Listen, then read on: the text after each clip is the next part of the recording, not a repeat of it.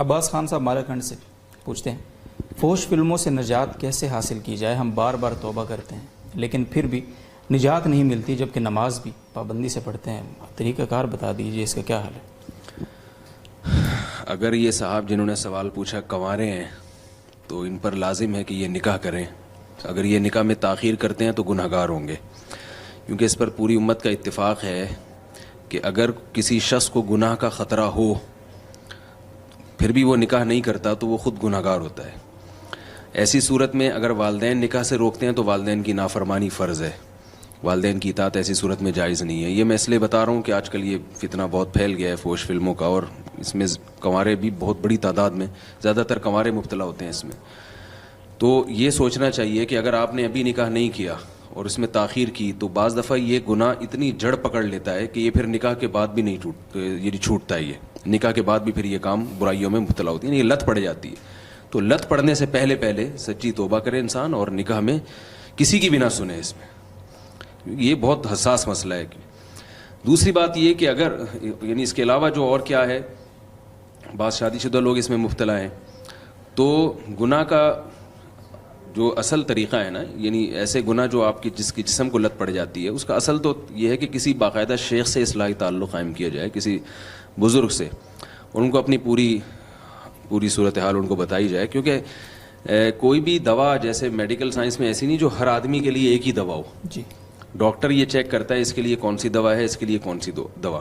تو ہر آدمی کے مرض کی نوعیت مختلف ہوتی ہے. کسی شیخ سے اصلاحی تعلق ہوگا تو وہ بتائیں گے کہ بھائی آپ کا یہ گناہ ایسے چھوٹ سکتا ہے، آپ یہ کریں. اور وہ پھر اپنے شیخ کو بتاتا رہے کہ اب میں نے آپ کی ہدایت پر عمل کیا تو چھوٹ رہا ہے کہ نہیں چھوٹ رہا. وہ طریقہ کار پھر بدل دیں گے. اصول تو یہ جب تک ایسا نہیں ہوتا تو ایک جیسے ہے نا بخار میں ڈاکٹر کہتے ہیں بھائی 2 پیناڈول کی گولی تو کھلا دو، بعد میں ہم دیکھیں گے ہوا کیا ہے. تو میں 2 پیناڈول کی گولیاں بھی دے دیتا ہوں. وہ شیخ سے اصلاحی تعلق قائم کریں، اصل تو وہ ہے. لیکن 2 پیناڈول کی جو گولیاں ہیں وہ یہ ہیں کہ جب بھی کوئی گناہ ہو اور آپ چھوڑنا چاہتے ہیں تو اس میں اپنے اوپر کوئی سزا متعین کریں. آپ یعنی آپ اپنے آپ کو اپنے اوپر ایک التزام کریں کہ اگر مجھ سے دوبارہ یہ گناہ ہوا تو میں اپنے آپ کو یہ سزا دوں گا.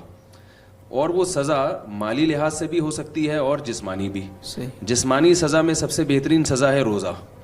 تو جو لوگ ان چیزوں کے عادی ہیں وہ اس بات کا التزام کریں کہ ہم نے اگر دوبارہ یہ فحش فلمیں دیکھی تو میں توبہ تو کرنی ہے اللہ سے گڑ گڑا، ساتھ میں اپنے اوپر میں التزام کرتا ہوں کہ میں اتنے روزے رکھوں گا بطور سزا کے. کتنے روزے ہیں اس کا مدار اس پر ہے کہ آپ کو گناہ کی لت کتنی پڑ گئی ہے، کتنی عادت پڑ گئی ہے. تو علماء نے ایک اصول بیان کیا ہے کہ اتنی سخت سزا بھی نہ ہو کہ وہ گناہ چھوڑنا آسان ہو اور وہ سزا جو ہے نا اس کا اپنے اوپر نافذ کرنا وہ اور مشکل ہو جائے. تو اتنا اگر حوصلہ ہوتا تو گناہ ہی نہ چھوڑ دیتا پھر ایسا آدمی. تو سزا بہت سخت بھی نہیں ہونی چاہیے کہ وہ سزا اپنے اوپر نافذ کرنا ہی آپ کے لیے بہت مشکل بن گیا.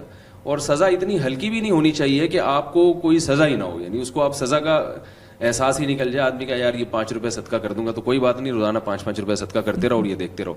تو سزا ایسی ہونی چاہیے. وہ ہر آدمی کے حالات مختلف ہوتے ہیں.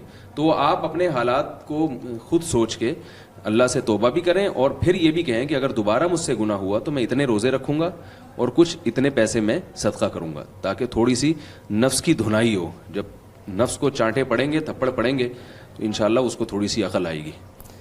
یہ ویسے یہ اصلاحی تعلق نکاح کے بعد کا مشورہ ہے نا، آپ ہی کا بیان ہے.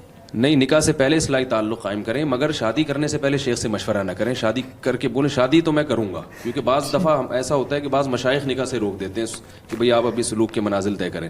تو نکاح تو شریعت کا حکم ہے، وہ تو کسی شیخ سے نہیں پوچھنا آپ نے، وہ تو کرنا ہے. باقی یہ منازل طے کرنے کے لیے پھر شیخ صاحب انشاءاللہ آپ کو بتائیں گے. جی بہت شکریہ. مجھے ننگی فلمیں دیکھنے کی عادت پڑ گئی ہے تو بزرگوں کا چاہیے کہ آپ کو کمرے میں بند کر کے ٹھیک ٹھکائی کریں، پھر عادت مٹے گی. ایسے لاتوں کے بھوت باتوں سے نہیں مانتے. اچھا پتہ نہیں ان کو کیا چیز دیکھنے میں مزہ آتا ہے. کوئی شرم تو کرو. میرا ایک دوست ہے، بہت بڑا سرجن ہے گائنی کا، یہ عورتوں کی جو ولادت ہوتی ہے نا اس کا بہت بڑا یعنی انٹرنیشنل لیول کے فیم کا آدمی ہے.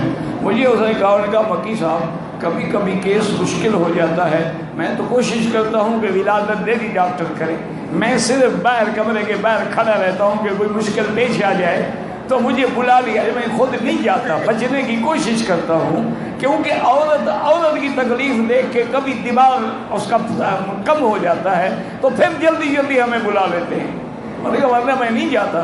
لیکن کبھی کیس اتنے پیچیدہ ہوتے ہیں کہ ہمیں خود جا کے اس بچے کو نکالنا ہوتا ہے، کبھی سیزیرین بھی کرنا پڑتا ہے، آپریشن بھی کرنا پڑتا ہے۔ انہوں نے کہا مکی صاحب وہ بندے عورت کو اس حال میں دیکھنے کے بعد مہینہ تو مجھے اپنی بیوی سے بھی نفرت ہو جاتی ہے۔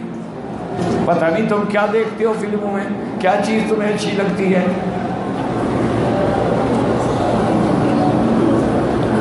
توبہ کرو اور اچھی صحبت اختیار کرو۔